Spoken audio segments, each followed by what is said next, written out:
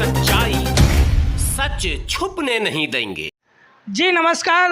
अभी हमारे साथ मौजूद है सामाजिक कार्यकर्ता, राष्ट्रीय परिवर्तन मोर्चा जो राष्ट्र भर में चला रही है वामसेव के माध्यम से। भारत मुक्ति मोर्चा लगातार भारतवर्ष में आंदोलन कर रही है SC ST OBC और माइनॉरिटी को लेकर। इसी बीच हमारे साथ सामाजिक कार्यकर्ता भारत मुक्ति मोर्चा के गुलाब चौधरी जी हमारे बीच है और अपने जो समाज है SC ST OBC माइनॉरिटी जो अंधविश्वास में जी रहे हैं उन तक अपने आवाज़ को पहुंचाने के लिए हमारे साथ मौजूद है। आइए हम लोग इनसे बात करने का प्रयास करते हैं। सर, आपका क्या मूल उद्देश्य है? मेरा मूल उद्देश्य है, देश में आर्थिक असमानता काफ़ी बढ़ी है। गरीब लोग और गरीब होते चले जा रहे हैं, अमीर लोग और अमीर होते चले जा रहे हैं। इस आर्थिक असमानता से यह पर्यावरण गंदा हो गया है। ये पर्यावरण जो आप देख रहे हैं, ये पर्यावरण अगर सबके साथ समुचित, जितना इंसान है, 140 करोड़ की आबादी है देश की। 140 करोड़ की आबादी में सिर्फ 14 लाख लोग, सिर्फ 14 लाख, 1% लोग अमीर हैं, बाकी ये सब गरीबी रेखा में है। देश की हालत बहुत ख़राब है, जिसको लगातार सरकार ने छिपाने का भी काम किया है। ये मैं आगे बता देता हूँ। तो मेरा है, जो कफन में जेबें नहीं होती, इस बात सबसे मेरा मुख्य शीर्षक होगा, कफन में जेबें नहीं होती। और जिन लोगों ने कफन में लंबी लंबी जेबें सिला रखी है, उनको ये जनता हम लोग समझाएंगे। वो भी हमारे देश के नागरिक हैं, उनको भी समझाना पड़ेगा। आज ज़रूरत है, जिस तरह से चाइना में पूरे विश्व लेवल पर जो अनुसंधान केंद्र है, टॉप 10 अनुसंधान केंद्र में 6 चाइना में है। तो आप सोच सकते हैं भारत कहाँ पर है। हमें आज चांद पर जाने की ज़रूरत नहीं है, मंगल ग्रह पर जाने की ज़रूरत नहीं है, क्योंकि क्या ठो आदमी SC ST का मतलब कि माइनॉरिटी के लोग, पिछड़ी जाति के लोग, अत्यंत पिछड़ी जाति के लोग, क्या ठो लोग चांद और सूरज पर जाएंगे। आज ज़रूरत है बेरोज़गारों को रोज़गार की। जितने बेरोज़गार हैं देश में, उसको रोज़गार की ज़रूरत है। रोज़गार पर कोई बात नहीं हो रही है, यहाँ मंदिर और मस्जिद पर बात हो रही है। अगर एक आदमी अगर बीमार अभी पड़ जाए तो पहले वो राम मंदिर जाएगा कि पहले अस्पताल जाएगा? अस्पताल जाएगा। तो अस्पताल पर बात होनी चाहिए। अगर आप फक्र कीजिए, जो कोरोना नहीं आया, भारत देश में कोरोना नहीं आया। आप उस पर हमने हमारे फेसबुक पेज पर इस पर 10-20 लेख हैं। कोरोना भारतवर्ष में नहीं आया। ये डर पैदा किया गया, डर को बेचा गया।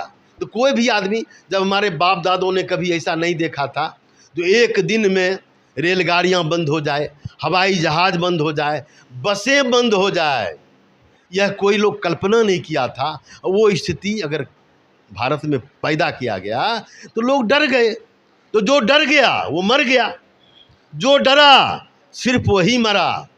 आप देख लीजिए, आप पता लगा लीजिए। मैं कोरोना काल में मैं दिल्ली गया हूँ। लालू प्रसाद यादव से मैंने 2 घंटा देश की स्थिति पर 2 घंटा हमने वार्ता की है। 15 नवंबर 2021 को, जिस समय किसान आंदोलन कर रहे थे, उन्हें खालिस्तानी कहा जाता था। किसान के साथ तो बदइंसाफी होती रही है। किसान का रिपोर्ट मैं बताता हूँ आपको। स्वामीनाथन आयोग की रिपोर्ट के अनुसार किसानों के साथ सरकार लगातार बदइंसाफी करती रही है। स्वामीनाथन आयोग की रिपोर्ट में पृष्ठ संख्या 256 में कहा गया है कि सभी खर्चों को जोड़कर 50% की दर से MSP तय हो। फिर अगली लाइन स्पष्ट करती है, किसान के हाथ में आने वाली आय लोक सेवक की पगार के समतुल्य हो, जो अधिकांश राज्य सरकार नहीं दे रही है। देश में झूठ फैलाने वाले पत्रकार को खरीद लिया गया है एवं सच्चाई लाने वाले पत्रकार की हत्या हो रही है। सच्चे पत्रकारिता करने वाले को उचित भत्ता एवं शहीद होने पर उसके परिवार के सदस्य को सरकारी नौकरी देना चाहिए, जिससे कि देश में लोकतंत्र की रक्षा हो सके। टॉप 10 अनुसंधान करने वाले संस्थानों में से 6 संस्थान सिर्फ चीन में हैं। केंद्र सरकार कहती रही है कि भारत के लोग टैक्स नहीं देते हैं। ऑक्सफैम की रिपोर्ट बताती है कि गब्बर सिंह टैक्स का 50% हिस्सा निम्न आय वाले निचले लोगों से आया है। ऊंची आय वाले 10% लोगों से केवल 3% टैक्स वसूला गया, यानी 97% टैक्स निम्न आय वाले लोगों ने चुकाया है। बीते 10 सालों में सरकार के राजस्व में 303% की बढ़ोतरी हुई है। महंगाई जितनी बढ़ेगी सरकार को उतना ज़्यादा टैक्स आएगा। जब टैक्स से जनता का खून निचोड़ा जाता है तो सरकार की जिम्मेदारी बनती है सभी को शिक्षा और स्वास्थ्य मुहैया करा दें। अच्छा सर, एक सवाल है कि वर्तमान सरकार को लेकर आप क्या कहना चाहते हैं? वर्तमान सरकार कुछ कर ही नहीं रही है।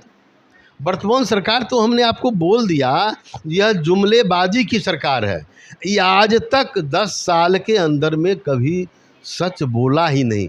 जितनी भी बात इनका भाषण होता है, जितना भी कार्य, ऐसा पहला प्रधानमंत्री, देश के ऐसे पहला प्रधानमंत्री गिनीज बुक में नाम दर्ज होगा इनका। इनके जाने के बाद सबसे पहला प्रधानमंत्री जो देश में 10 वर्षों के कार्यकाल में सबसे अधिक समय इन्होंने विदेशों में हवाई जहाज़ पर गुजारा। इससे जो पूर्व में सरकार थी कांग्रेस पार्टी की, कैसा? मैं किसी की टीका टिप्पणी के लिए नहीं आया हूं। कांग्रेस सरकार, लेकिन यह है कांग्रेस सरकार से जो अभी की परिस्थितियां हैं 10 साल के अंदर में, इससे बेहतर थी यह कहा जा सकता है। या तो आप जान सकते हैं इससे बेहतर